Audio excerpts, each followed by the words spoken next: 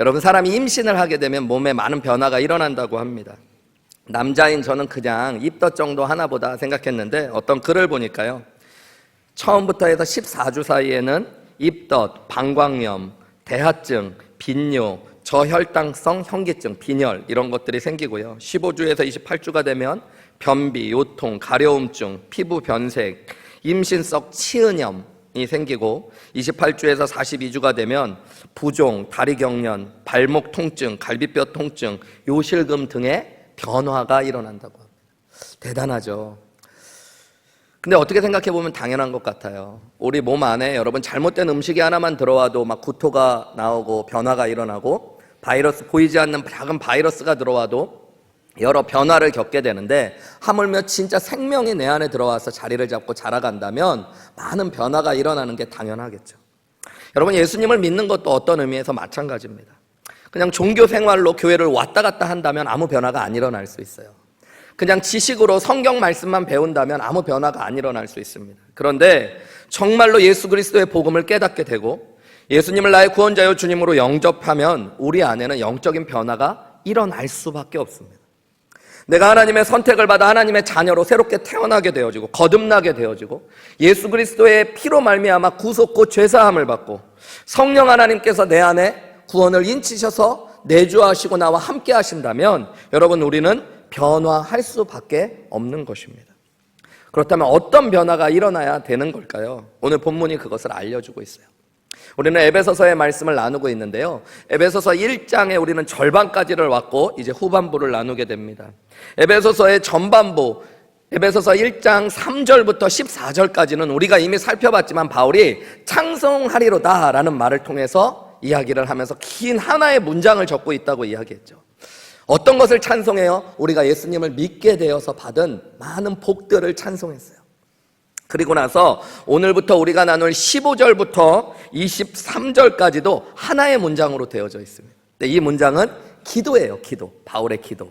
근데 바울이 기도를 하면서 오늘 15절에 보면 이런 말을 하고 있어요. 이로 말미암아라고 15절에 시작합니다. 여러분, 15절 말씀을 보시면 15절 말씀을 띄워주시면 이로 말미암아라고 그러죠. 헬라어로는 디아투토라고 하는 헬라어 단어들 두 가지가 섞여 있는 것이 이로 말미암아라는 말인데요, 이 디아투토라는 말은 사도 바울이 바울 서신을 쓸 때 많이 썼던 관용어구입니다. 이 말은 어떨 때 썼던 거냐면 앞에 있는 일의 결과로 말미암아라는 얘기예요. 그러니까 사도 바울은 지금 기도를 시작하면서 앞에 있는 일로 말미암아라는 말로 이게 오늘 본문을 여는 키입니다. 앞에 있는 일로 말미암아라는 게 무슨 얘기일까요? 우리가 이제 예수님을 믿게 되었기 때문에 라는 얘기예요. 예수님을 믿고 구원받았기 때문에, 하나님께서 구원받은 자들에게 주신 신령한 복을 우리가 이미 받았기 때문에 라는 얘기입니다. 예수님을 믿게 되고 구원받게 되면 이로 말미암아 어떤 일들이 일어난다라고 사도 바울은 기도하면서 제일 먼저 얘기하고 있는 걸까요? 15절과 16절을 보면 이로 말미암아 우리가 구원받았기 때문에 그로 말미암아 너희 안에 주 예수 안에서의 너희의 믿음이 생기고 또 모든 성도를 향한 사랑이 있다는 것들을 내가 듣게 되었다 그래요. 에베소 교회 교인들이 예수님을 믿게 되어서 주 예수를 향한 믿음, 그리고 모든 성도를 향한 사랑이 소문나고 들려질 정도가 되었대요. 그것뿐만 아니라 16절에 보면 이로 말미암아 나는 기도하면서 너희를 기억하고 너희로 말미암아 감사하기를 그치지 않는다라는 게 오늘 본문의 말씀입니다. 오늘 본문을 여는 키는 앞에 말씀드렸듯이 이로 말미암아라는 말이에요. 우리가 예수님을 믿음으로 말미암아 예수님 안에 구원받았기 때문에 라는 얘기죠. 사도 바울은 우리가 예수님을 믿었기 때문에 에베소 교회가 어떤 변화가 일어났다, 그리고 내 안에 어떤 일들이 시작되었다라고 얘기하고 있을지 오늘 본문을 저와 여러분이 좀 더 자세히 살펴보시면서 오늘 저와 여러분이 진짜 예수님을 믿은 사람들인지 돌아보는 시간들이 됐으면 좋겠어요. 그리고 진짜 예수 믿는 사람으로서의 변화가 우리 안에 있기를 소망하고 하나님께 기도할 수 있는 은혜가 여러분 가운데 있으시기를 주님의 이름으로 축원합니다. 예수님을 믿게 되면 어떤 변화가 일어난다라고 사도 바울은 이야기할까요? 첫 번째로 여러분, 이로 말미암아 사도 바울은 예수님이 주 되시는 믿음을 보여줄 수 있게 되었다라고 이야기해요. 15절 말씀을 다시 보세요. 이로 말미암아 얘기하죠. 그러니까 예수님을 믿음으로 말미암아 주 예수 안에서 너희의 믿음을 내가 듣게 되었대요. 그러니까 에베소 교회의 교인들이 주 예수 안에서의 믿음을 바울에게까지 듣도록 해주었다는 얘기입니다. 바울이 들을 수 있을 만큼, 바울은 4년 동안 에베소 교회를 목회했어요. 그리고 지금 로마의 감옥에 갇혔을 때 5년 이상의 시간이 지나갔습니다. 5년 넘게 에베소 교회를 가볼 수 없었어요. 바울의 마음에 항상 궁금하고 걱정이 있었을 거예요. 에베소 교회가 잘 자라고 있을까? 그들이 예수님을 잘 믿고 있을까? 그런데 그들의 에베소 교회에 대한 소문을 바울이 감옥에서 듣게 된 겁니다. 어떤 소문이었냐면 에베소 교회 성도들이 주 예수 안에서 믿음이 있다는 얘기를 듣게 된 거예요. 근데 이 믿음을 사도 바울은 이로 말미암아 갖게 된 믿음이라고 얘기하는 거예요. 예수님을 믿었기 때문에 너희 안에 주 예수 안에서의 너희의 믿음이 내게 들렸다 그래요. 무슨 얘기냐면 여러분, 주 예수 안에서 너희의 믿음을 들었다라는 말을 원어로 보시면 어떤 거냐면요, 예수님 안에서 너희가 예수님을 주님으로 믿는 믿음을 내가 듣게 되었다고로도 번역. 그냥 예수님을 믿게 되는 믿음이 아니라 예수님을 주님으로 믿게 되는 믿음을 내가 듣게 되었다라는 말이에요. 목사님, 당연히 예수님을 믿으면 예수님을 주로 믿는 거 아닙니까? 라고 질문하실 수 있어요. 맞아요. 당연히 그래야 되는데 생각보다 많은 사람들이 그렇지 않은 경우가 있어요.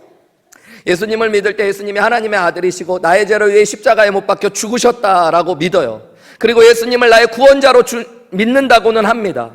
그런데 그 뒤에 내 믿음의 대상이 예수님인지 우리가 돌아보실 필요가 있어요. 예수님을 믿고 나면 예수님을 여러분 이제는 주님으로 믿기 시작하셔야 돼요. 그래서 진정한 구원받는 믿음은 예수님을 구원자로만 믿는 게 아니라 주님으로도 믿으셔야 되는 거예요. 예수님을 Jesus is my Lord and Savior 이렇게 믿으셔야 돼요. 로마서 10장 9절 말씀은 이렇게 이야기하죠. 네가 만일 내 입으로 예수를 뭐로 시인해요?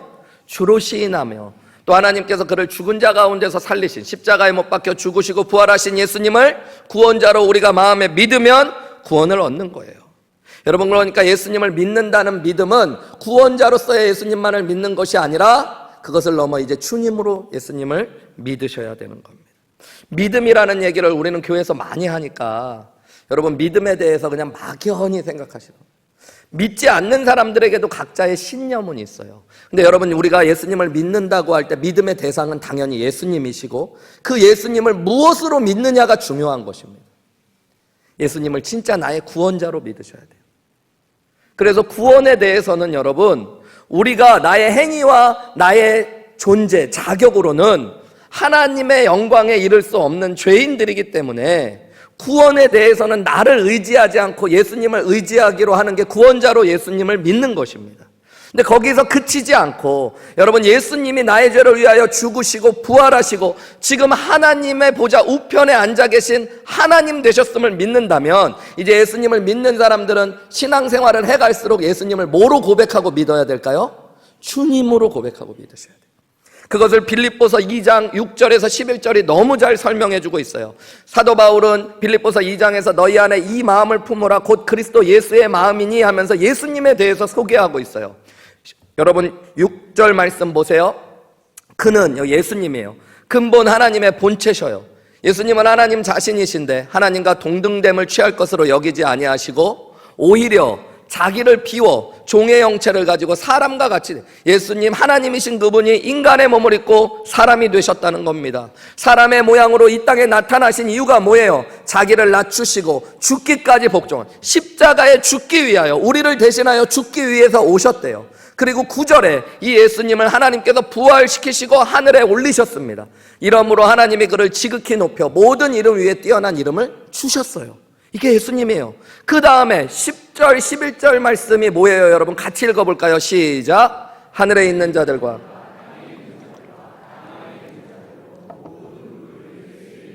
꿇게 하시고 모든 입으로 예수 그리스도를 주라 시인하여 하나님 아버지께 영광을 돌리게 하셨느니라. 여러분, 예수님을 믿는다는 건 이제 예수님을 나의 구원자요 주님으로 믿는 것이기 때문에 예수님을 구원자로만 믿는 것이 아니라 하늘 보좌에 앉아 계신 하나님으로 예수님을 믿으며 예수님 앞에 뭐 하셔야 돼요? 무릎 꿇으셔야 돼요.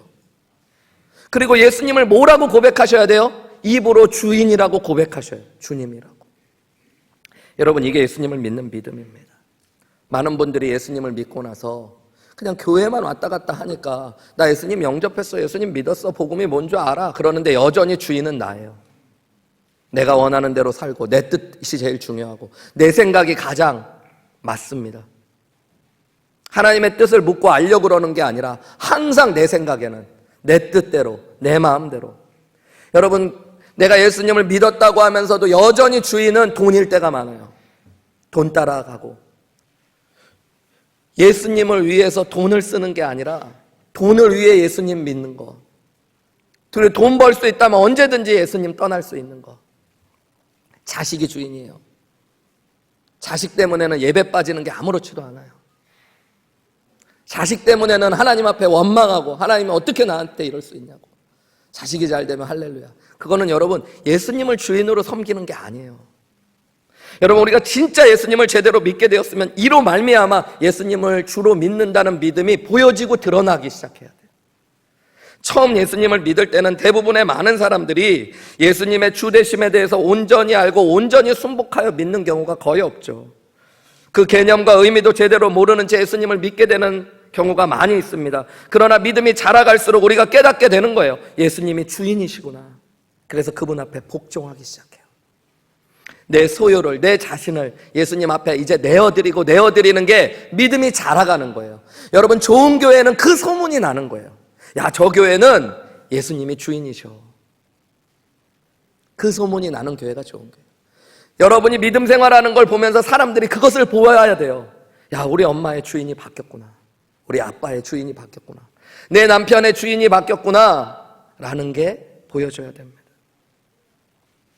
여러분, 예수님이 내 주인이라는 믿음이 바깥에 보여지기 위해서 내가 뭐로 사셔야 돼요? 예수님의 종으로 사셔야죠.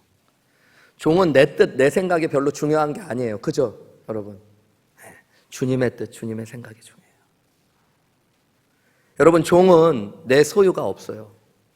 주인께 모든 걸 맡기고 주님이 맡기신 것만큼 충성하며 살아가는 거예요. 여러분, 종은 자신을 몰라준다고 칭찬해 주지 않는다고 불평하는 사람들이 아니에요.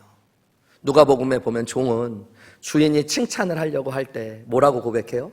주여, 무익한 종입니다. 마땅히 해야 될 일을 한 것뿐입니다. 그게 종이에요. 여러분, 예수님을 믿고 나서 제대로 예수님을 믿었으면 이 변화가 드러나고 보여져야 된다라고 오늘 에베소 교회를 통해 사도 바울이 우리에게 이야기하고 있는 거예요. 손현보 목사님이라는 분이 쓴 책 중에 목사님 전도가 너무 쉬워요라는 책이 있어요. 저는 이 책 제목이 너무 마음에 안 들더라고요. 나한테 하는 얘기 같아서. 전도가 너무 쉬워요, 그러니까. 근데 이 교회 목사님이 사역한 이야기를 간증집으로 담은 건데요. 부산에 있는 세계로 교회라는 교회입니다. 이 세계로 교회라는 교회가 부산의 끝자락에 있다고 그래요. 진해랑 진주가 만나는 어촌에 있는 교회인데요. 교회가 성도들 작년 성도 20-30명 모이는 교회 목사님이 부임하고 나서 매해 600명 이상씩에게 세례를 주고 안 믿는 자들이 전도가 되어지고 3,000명 이상의 교회가 된 교회예요. 그 교회에 대한 이야기를 목사님이 쫙 적고 있는데 그 이야기 중에 이런 이야기가 하나 있더라고요. 한 번은 교회가 기도할 일이 많아져가지고 특별기도회를 선포하고 권사님들, 장로교회니까 권사님들은 무조건 나와서 기도해라 그러는데 권사님들이 반도 안 나오시는 거예요. 권사님 중에 가장 리더십이 있고 중요한 분에게 가서 왜 기도회에 안 나오냐 그랬더니 이분이 일이 바빠서 못 나온다고. 이분의 직업이 뭐냐면 아들이 주차장을 여러 개 큰 걸 갖고 계신데 그 중에 하나 주차장을 이렇게 관리도 하고 돌보시고 거기서 돈도 받고 이렇게 하시는데 그 일을 때문에 새벽 예배를 못 나온다는 게 좀 이해가 안 되더래요. 그래서 사람들한테 얘기를 듣다 보니까 사람들이 그 권사님 주차장 때문에 교회를 못 나오는 게 아니라 새벽 예배를 고추 농사 때문에 그럽니다 그러시더래요. 이분이 고추 농사를 크게 하시는데 그 마을에서 소문나게 잘 고추 농사를 하시는 거예요. 얼마나 애주중지 고추 농사를 짓는지 고추 농사가 너무 잘 돼갖고 그것을 돌보니라고 교회를 못 나오시는 거예요. 새벽에 일어나서도 제일 먼저 고추밭에 가서 벌레 잡고 약치고 주차장 나가고 주차장 갔다 와서도 벌레 잡고 약치고 목사님 기도를 하는데 하나님께서 주시는 부담이 너무 있더래요.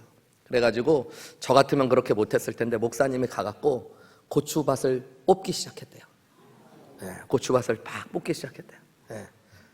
그런데 너무 고추가 잘 돼 있고 튼튼해가지고 다 못 뽑겠대요. 손이 막 부르트고 터지는데 3분의 2는 뽑고 3분의 1을 그냥 남겨뒀대요. 그리고 나서 권사님 딸에게 전화했대요. 저기 만약에 권사님이 누가 고추밭 다 뽑아버렸냐고 얘기하면 목사님이 그랬다고 얘기 좀 해라. 그렇게 얘기하고 가셨어요. 근데 아니나 다를까 권사님이 일을 마치고 주차장 갔다가 고추밭에 와봤더니 고추밭이 다 뽑혀 있어. 너무너무 놀라셔가지고 막 심장이 벌렁벌렁 뛰고 막 너무 막 눈물이 쏟아지고 가슴이 찢어질 것 같아갖고 딸한테 전화를 해가지고 어떤 죽일 놈이 우리 고추밭 다 뽑아놓고 갔다고 막 그랬더니 따님이 차마 말을 못하겠더래. 목사님이 그랬어. 말을 못하겠어. 나도 누가 그랬지 도대체. 그러고 전화를 끊고 목사님한테 전화를 했대요. 목사님 어떻게 우리 어머니 쓰러지실 것 같아요. 목사님 빨리 가서 우리 어머님 좀 달래주시고 신방 좀 해줘요. 목사님이 갔더니 권사님 누워 계신 거예요. 막 시름시름 하시면서 막 그러면서 남은 고추 파란색 빨간색 이렇게 걷어다가 방에다 갖다 놓고 누우셔가지고 막 울면서 우리 고추밭을 어떤 죽일 놈이 그냥 와가지고 내가 지금까지 살면서 원수진 일이 없는데 목사님 이게 도대체 무슨 일입니까? 제가 누군지만 알아도 좀 덜 할 것 같은데 그 놈이 우리 집에 불이라도 지르면 어떡합니까? 제가 지금 도저히 잠이 안 오고 너무너무 속상하고 마음이 아픕니다. 어떻게 키운 고추 농사인데 내가 그것들 키워가지고 내 자식들 주려고 고추 주는 그 재미에 살고 고춧가루 만들어서 내 손주들 아들, 딸, 며느리들 주는 그 기쁨으로 사는데 목사님이 권사님 그 고추밭 제가 뽑았습니다. 그랬더니 아이 목사님 그런 말도 안 되는 소리 하지 마시라고. 그런다 그게 위로가 되냐고. 그 죽일 놈을 내가 찾아야지. 목사님이 왜 자기가 했다고 뒤집어 쓰냐고. 목사님이 손을 이렇게 내면서 제 손 부르튼 거 보시라고. 제가 그 고추밭 다 뽑았다고. 권사님이 왜 그러셨냐고. 목사님이 권사님 제가 하나만 여쭤볼게요. 그러면서 이렇게 이야기하셨대요. 권사님 지금까지 수십 년 예수님 믿고 권사까지 되셨는데 예수님이 우리 죄를 위해 죽으신 것 때문에 심장이 뛰어보신 적 있으세요? 고추밭 때문에 지금 심장이 찢어진다면서요. 예수님 때문에 심장이 찢어져 보신 적 있으세요? 예수님이 천하를 다니며 복음을 전하라고 하셨는데 고추밭 돌아다니듯이 복음 전하러 돌아다녀 보신 적 있으세요?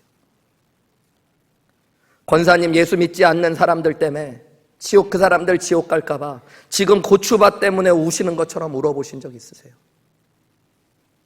그 얘기를 했더니 권사님이 눈을 가만히 감고 누우셔서 아무 말씀 안 해요. 7분 동안.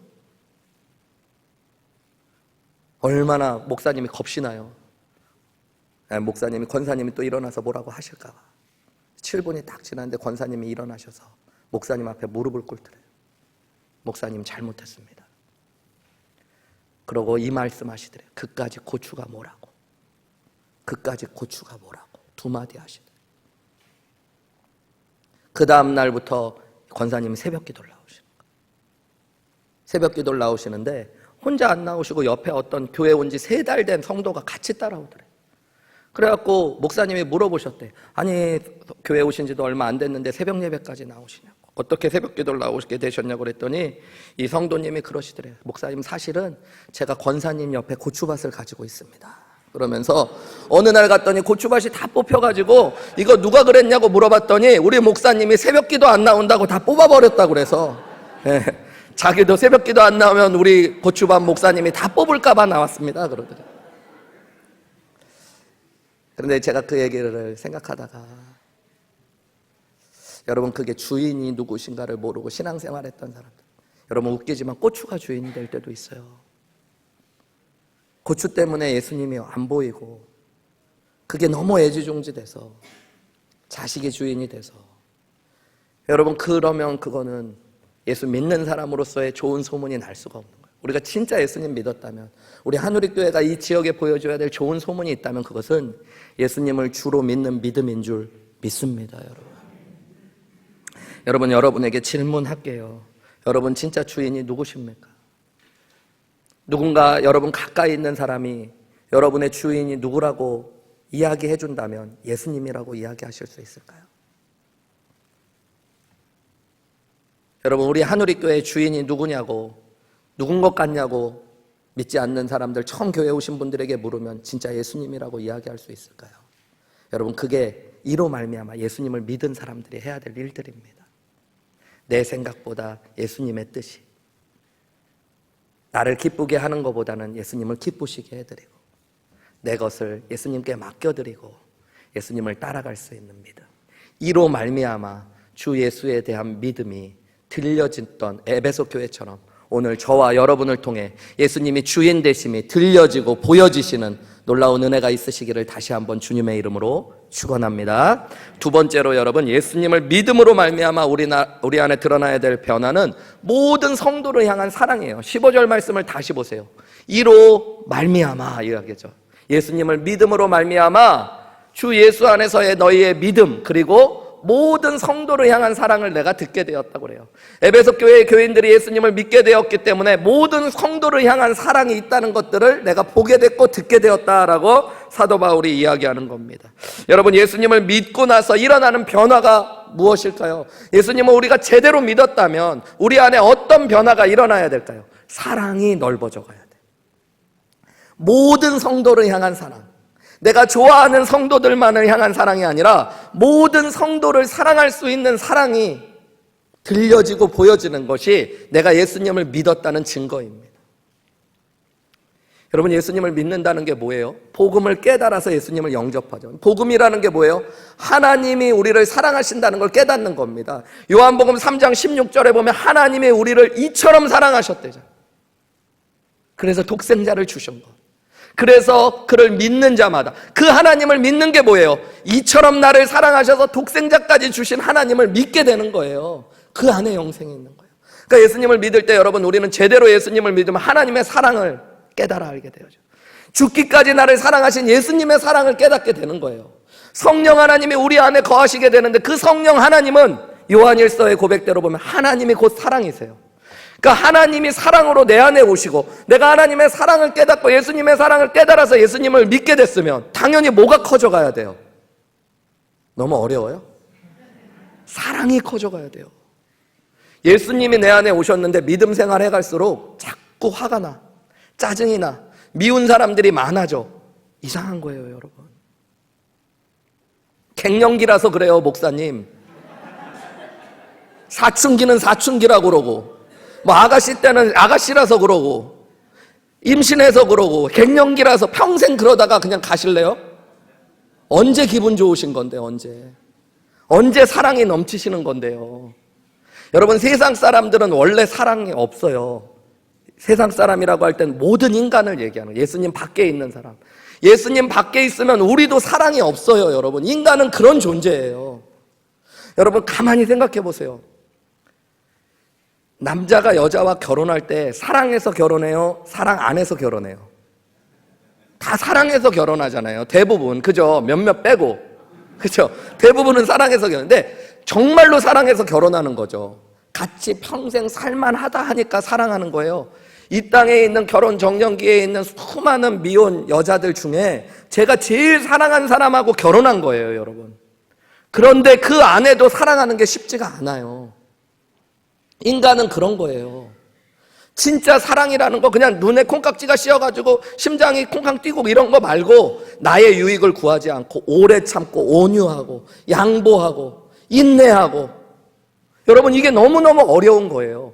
자식을 낳아도 자식을 사랑한다고 그러지만 그게 잘 안 돼요. 그래서 자녀를 보며 분내고 못 참고 화내고 내 욕심을 따라 자녀를 막 끌고 가려고 하는 게 인간이에요. 인간은 그래서 하나님의 눈에 봤을 때 진정한 사랑이 없는 존재들이에요. 그런데 문제는 여러분, 우리가 예수님을 믿었기 때문에 달라져야 되는 거예요. 우리는 사랑이 없지만 예수님을 믿었으면 하나님의 사랑을 깨달은 사람들, 예수님의 사랑을 알게 된 사람들, 내 안에 사랑 그 자체이신 하나님이 거하셔요. 그럼 내가 제대로 예수님을 믿었으면 이제는 뭐 해야 돼요? 믿기 전에는 모르지만 믿고 나서는 변해야 되는 거예요. 이찬수 목사님 설교 중에 그런 이야기 하셨는데 제가 많이 듣고 웃었어요. 낚시꾼들 이야기를 한번 하시더라고요. 여러분, 우리 교회도 낚시 좋아하시는 분들이 있더라고요. 낚시 좋아하는 분들이 낚시를 절대 못, 그 안에 희열이 있다고 그러더라고요. 특별히 낚시꾼들이 제일 희열을 느낄 때가 언제일 것 같으세요, 여러분? 오래 기다리다가 월척을 탁 잡았을 때일 것 같지만 진짜 희열을 느낄 때는 바로 옆 사람이 월척을 잡을 뻔하다가 놓쳤을 때라고 합니다. 이게 말 같지도 않은데 여러분 말 같은 소리더라. 솔직하게 그게 우리 모습이더라. 우리는 여러분 사랑이 많은 것 같지만 많은 사람들이 아니에요. 우리의 본성은 시기하고 질투하고 미워하는 데 앞장선 사람들이에요. 여러분 고린도전서 13장에 사랑은 오래 참는데요. 근데 여러분 오래 참으셔요? 잘 못 참겠죠. 아내를 보며 남편을 보며 애들을 보며 교회도 어떨 때 보면 못 참겠다고 할 때 많죠. 내가 참을 만큼 참았는데 얼마나 참으셨다고. 여러분 사랑이 없어서 그런 거예요. 인내심이 부족한 게 아니라. 여러분 사랑은 온유하대요. 근데 막 짜증과 분노가 치밀어 오르시죠. 성격의 문제가 아니라 사랑이 없어서 그런 거예요. 사랑은 투기하지 않는데요. 근데 질투하고 시기하잖아요. 우리는 남들이 잘 되는 꼴은 못 보겠잖아요. 교회 안에서도 성도들 안에서도 목장 안에서도 사랑은 자랑하지 않고 교만하지 않는데요. 근데 우리는 나를 내세우기에 급급하잖아요. 왜 나를 몰라줘? 사랑은 자기의 유익을 구하지 않는다는데 우리는 항상 내 중심이잖아요.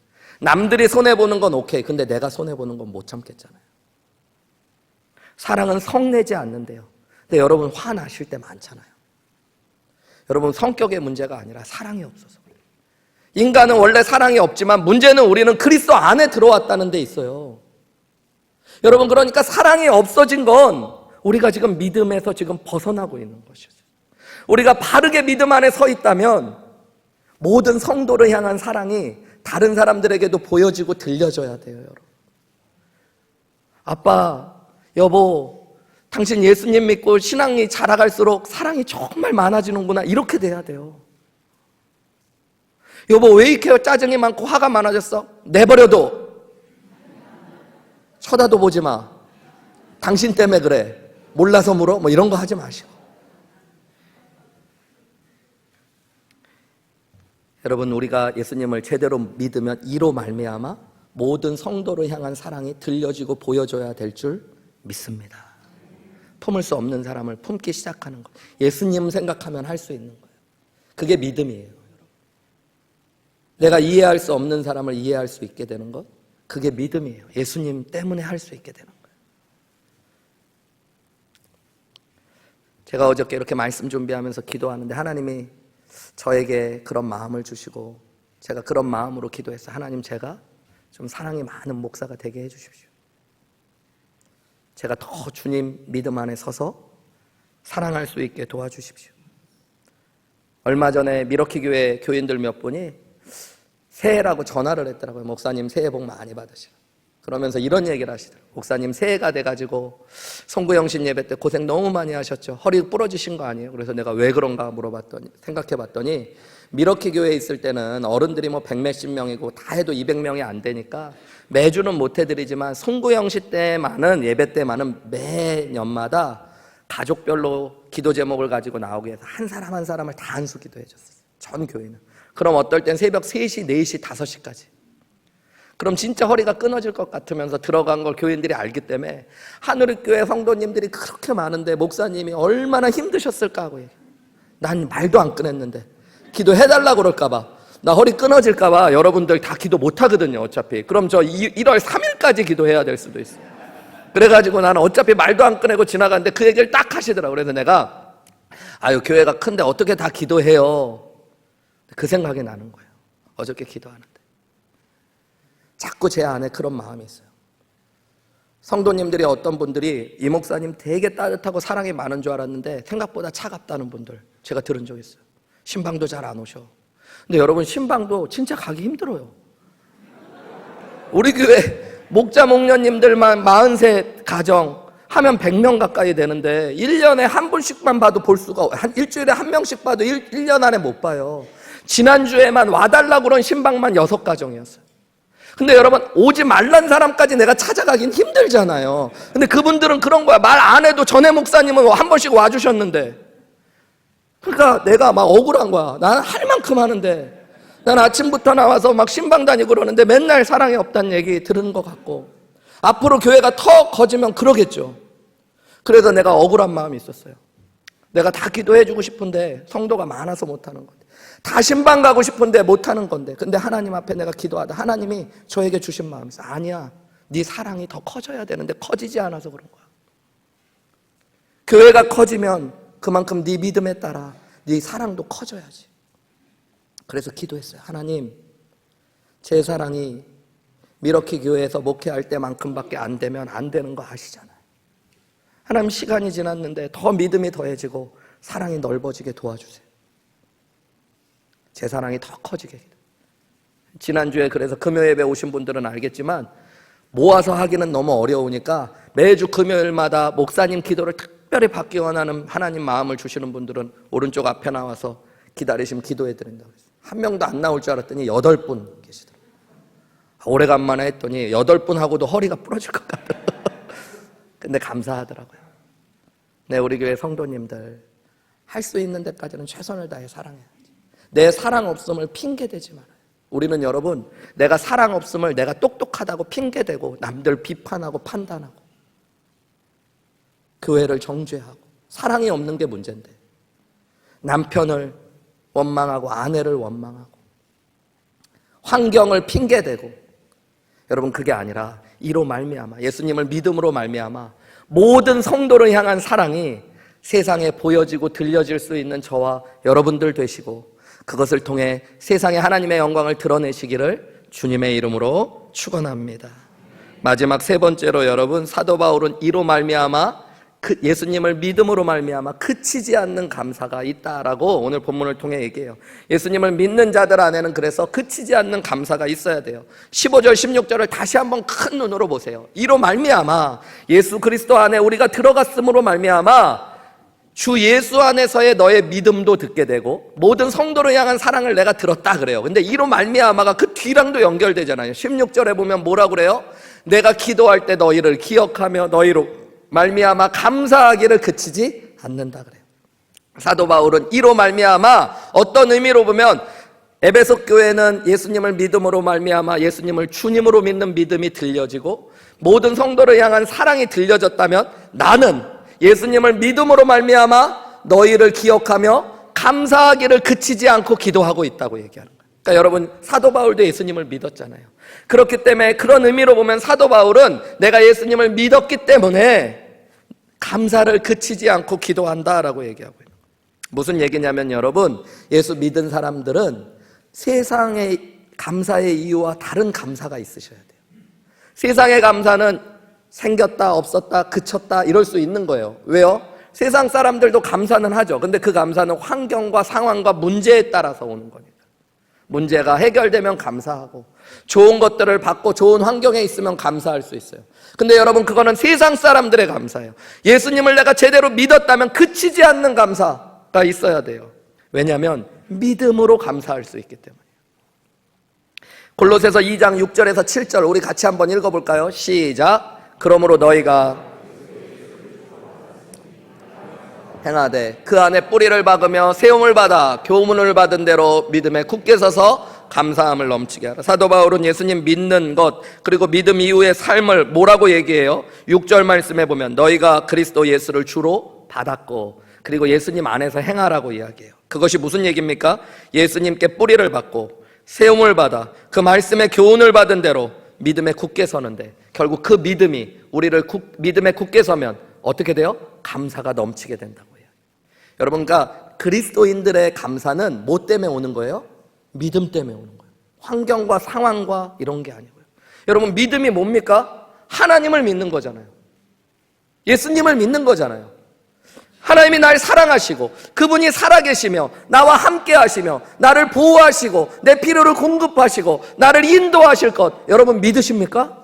이걸 믿을 때 감사할 수 있는 거예요.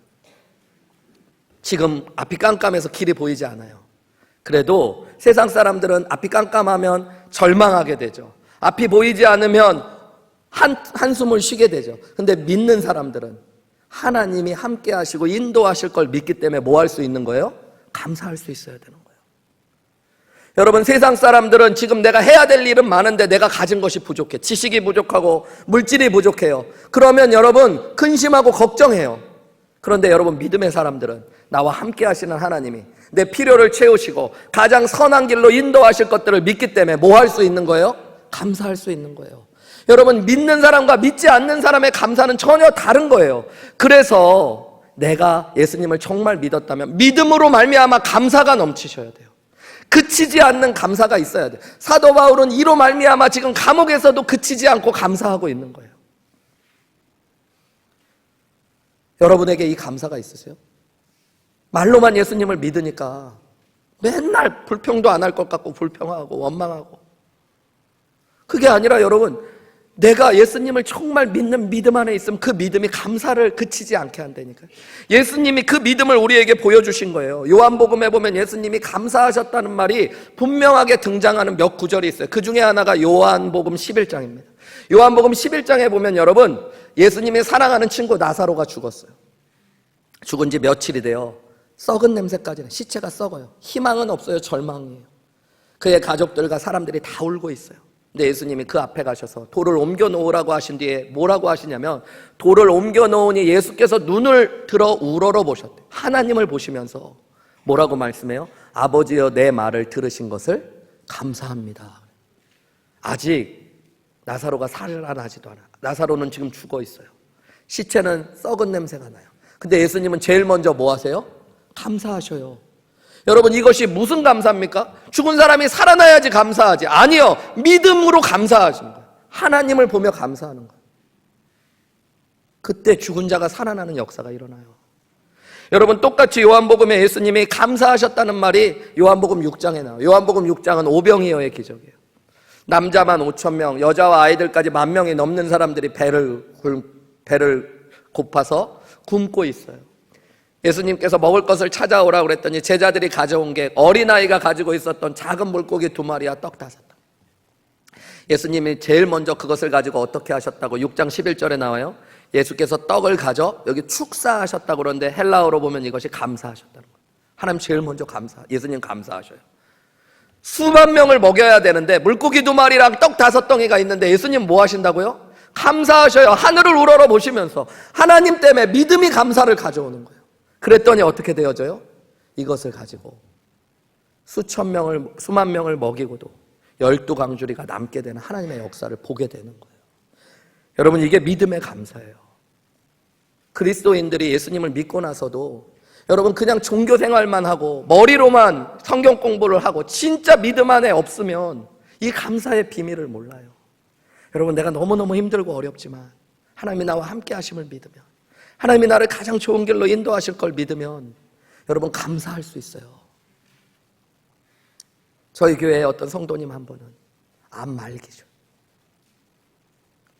마음이 너무너무 무거워서 의사도 어떻게 할 게 어렵다고 이야기를 듣고 제가 찾아갔는데 그분이 제일 먼저 저한테 하신 말씀이 감사하다는 얘기예요. 목사님, 세상에 암 걸리는 사람이 참 많은데 예수 안 믿는 사람들은 암 때문에 얼마나 힘들지 생각하니까 너무 감사합니다. 하나님이 나와 함께 하시기 때문에, 하나님이 지금도 나를 지켜주실 걸 믿기 때문에, 하나님이 결국 가장 좋은 길로 인도하실 거고 결국 천국까지 인도하실 거 아닙니까? 예수님 믿은 것 때문에 얼마나 감사한지. 이게 여러분, 예수 믿는 사람들, 이 예수님 믿는 사람, 이로 말미암아, 예수님을 믿음으로 말미암아 그치지 않고 감사할 수 있는 비밀. 상황이 없어도, 아무것도 변한 것이 없어 보여도. 여러분, 예수님을 믿음으로 말미암아 그치지 않는 감사가 여러분 가운데 터져나오는 역사가 있으시기를 주님의 이름으로 축원합니다. 그걸로 소문난 한우리교회 되시기를 주님의 이름으로 축원합니다. 감사하면 하나님의 역사가 일어날 줄 믿습니다. 죽은 나사로를 살리시고 물고기 2마리와 떡 5덩이로 10,000명이 넘는 사람을 먹이고 12광주리를 남게 하신, 부족함을 넘치도록 충만하게 채우실 수 있는 하나님의 역사가 우리와 함께 하실 줄 믿습니다. 바울이 삶 속에서 그것을 경험하고 있는 거죠. 이 감옥 한가운데서 감사를 선언할 때 이 감옥이 교회가 되어지고 천국이 되어지는 기쁨을 이미 누렸을 줄 믿습니다. 하나님의 나라를 경험하며 환난과 핍박을 이기고 하나님 사명을 감당하는 역사가 일어났을 줄 믿습니다. 우리 지난주에 우리 작년에 H캠프 강사로 오셨던 정승용 목사님이 잠깐 아들들 그 가족 생일이 있어가지고 달라스에 가족들이 모이셨더라고요. 그랬다 이제 주중에 한번 저랑 만나서 식사를 이렇게 했어요. 이렇게 사모님이랑은 못 보고 목사님이랑만 식사하는데 저를 보면서 계속 괜찮아 막 이러셔요. 그래서 내가 왜요 목사님? 그랬더니 힘들지 막 유독 몇십 년 동안 알았는데 왜 자꾸 이러시나 했더니 내가 건축 해봐서 알아. 안 들어도 되는 말 많이 듣고 없어도 될 일 많고 여러 가지 영적인 공격이 많고 목사님 내가 알아. 힘들지 어렵지 막 얘기하시더라고요. 요즘은 성도님들도 많이 그러시더라고요. 목사님 괜찮으세요? 힘내세요. 근데 여러분 괜찮습니다. 혈압이 조금 올라서 그렇지 믿음으로 감사할 수 있어요. 하나님이 함께 하시는 줄 믿습니다. 하나님이 채우실 줄 믿습니다. 하나님이 가장 좋은 길로 인도하실 줄 믿습니다. 이미 들으신 줄 믿고 여러분 저는 감사합니다. 우리 유치하게 입당 예배 때 크게 감사하지 말고 미리 주신 줄 믿고 감사하시는 저와 여러분들 되시기를 주님의 이름으로 축원합니다. 그게 믿음이에요, 여러분. 그것이 예수님을 믿는 자들 안에 있는 거예요. 고민하고 근심하고 걱정하는 걸 내 똑똑함이라고 여러분 변명하지 마십시오. 때로는 내 믿음 없음일 수 있어요. 여러분 내가 다른 사람들 판단하고 정죄하는 걸 내가 분명하고 정확한 성격이라서 그런다라고 변명하지 마십시오. 사랑 없음일 수 있어요. 여러분 내 마음대로 내 뜻대로 안 되면 분노하고 화내는 것 여러분 그게 내 주관이 강한 거라고 변명하지 않으셨습니다. 예수님을 주로 믿지 않고 있는 믿음의 문제일 수 있는 거예요. 여러분 이로 말미암아 우리가 예수님을 믿었다면 예수님을 주로 믿는 믿음이 세상 가운데 보여지고 들려지고 모든 성도를 향한 사랑이 보여지고 들려지고 그치지 않는 감사가 우리를 통해 이 세상 가운데 보여지고 들려지는 역사가 오늘 2024년도 한 해 가운데 저와 여러분 가운데 있기를 주님의 이름으로 축원합니다.